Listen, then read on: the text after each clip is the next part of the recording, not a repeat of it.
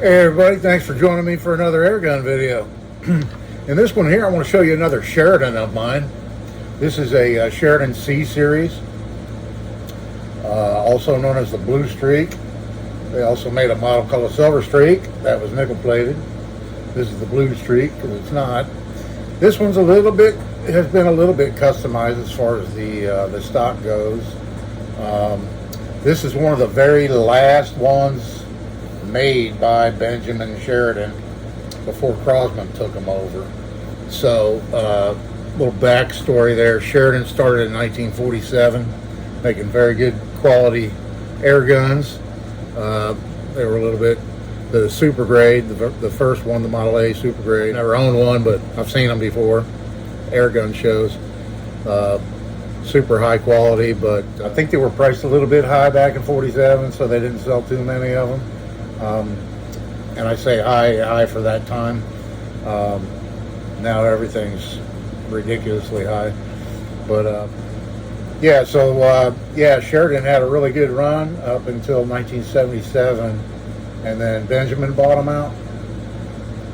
And Benjamin, rather than starting to put their name on everything, they continued to run the Sheridan company. They probably made some modifications and parts changes and things like that to the guns, but they kept the Sheridan name on the guns and kept them relatively the same. There was 3 major changes made in Sheridan air guns over the years with all the models. The biggest was the safety.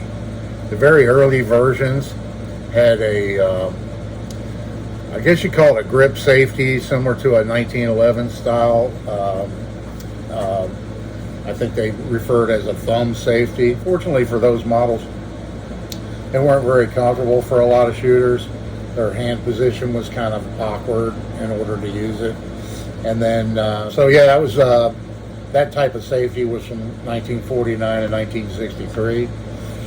And then from 63 to 90, they had this style, this push button lever type safety, they call it. And that was popular on all the Sheridan models up until Crosman. When they took over, they bought Benjamin Sheridan out in 1991. And then they very quickly started merging the two companies and changing everything up. So the old original designs of the guns and stuff has changed quite a bit, and then they changed the safety to the, I think they call it the C9 style safety, which is a pull lever type thing.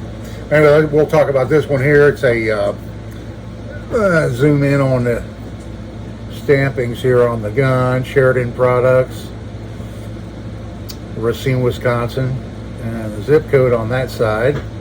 This one sports a Williams PEEP sight, receiver sight. These models were all drilled and tapped out of the factory for a receiver sight. I'm not sure when it was in the latter part of the run on these that they did that. I'm not sure what year they started doing that. But then, yeah, you can see over here, it's a 20 caliber, 5mm, and it says the C Series, made in the USA on that side.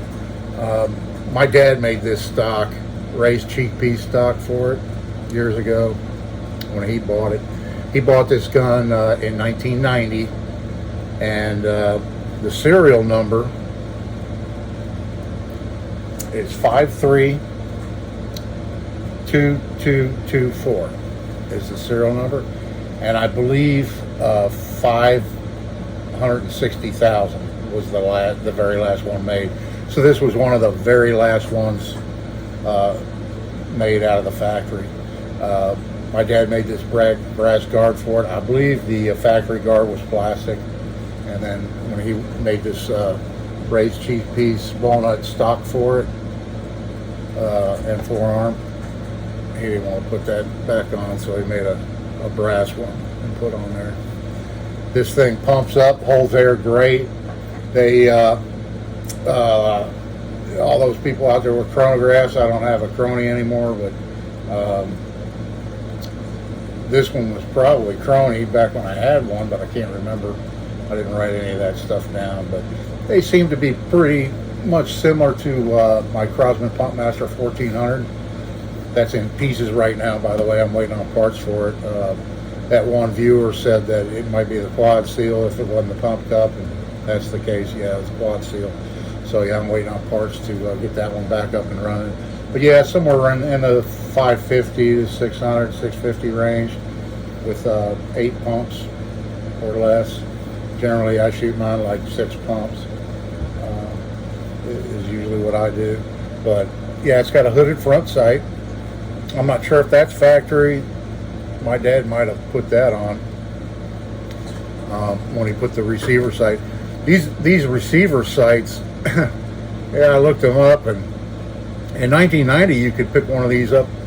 You could pick one of these guns up for about $90, and the receiver sight was like an extra 25. And now it seems like these receiver sights are like $65 to $75 for them. And the gun has been appreciating about $100 per decade on average, it seems like. Yeah, they're up to about $400 for one of these now. You can find one for $300 if it needs a little work. You know, a lot of the stocks are really beat up on them, and they're not holding air or anything like that. But you know, there again, it's a multi-pump pneumatic, and it cocks just like the Sheridan E Series pistol. It has the bolt there. Now you can't engage this. The safety will not engage until it is cocked. So that's kind of like a cocking indicator. Now you can put the safety on. You can't put the safety. If you can't put the safety on, it's not cocked yet. You know. And then there's nothing here I can. Well, I'll put the safety on. Yeah. So there's nothing in here I can show you that with one pump there. Yeah, it's holding air great. I just oiled it up because it's been in storage for a while, and I plan on shooting this baby here soon. He put the factory butt pad back on it, butt plate back on it when he made the stock. I have the original stock that this came with to put up somewhere. Yeah, there's another version of this gun called the F Series. This is the C, and then there's an F Series, which is basically the identical gun to this one, only it's CO2. It takes a CO2 cartridge. I also have one of those. I'll do a video on that in the future. If you want to see that, I need to pull it out and make sure it's still holding air too. It's been a while since I've messed with that one. Yeah, so like I said, Benjamin took over Sheridan in 1977. Benjamin goes back way before Sheridan. Benjamin was back in the 1800s. The St. Louis Air Rifle Company originally was Benjamin, and they were making them. And another little interesting note you may or may not already know about air guns. They've been around a long time. The Lewis and Clark expedition actually took I believe it was a 20 caliber.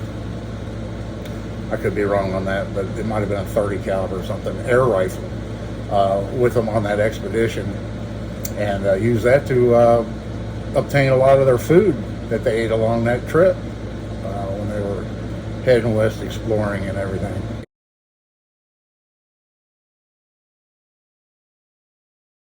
And it had the actual, the butt of the rifle on that gun was the air flask. And I actually saw that years ago at an air gun show. They had it on display. It was pretty cool to see. But yeah, they've been around for a long time, and I know all my peeps over there and across the pond in England and stuff. Yeah, you're really big into air guns, and you know, like a lot of places. And so yeah, any of you folks watching, I appreciate keeping air gunning alive, and with these older guns, you know, that were really well, you know, quality made. I'm not saying they're not making anything nice now. It's just a I'm old school, and these are the kind of the old school style guns that I'm into. And I just love air gunning, and anybody that, you know, keeps the sport alive. Yeah, so anyway, I'll give you one last look of at my Sheridan C Blue Streak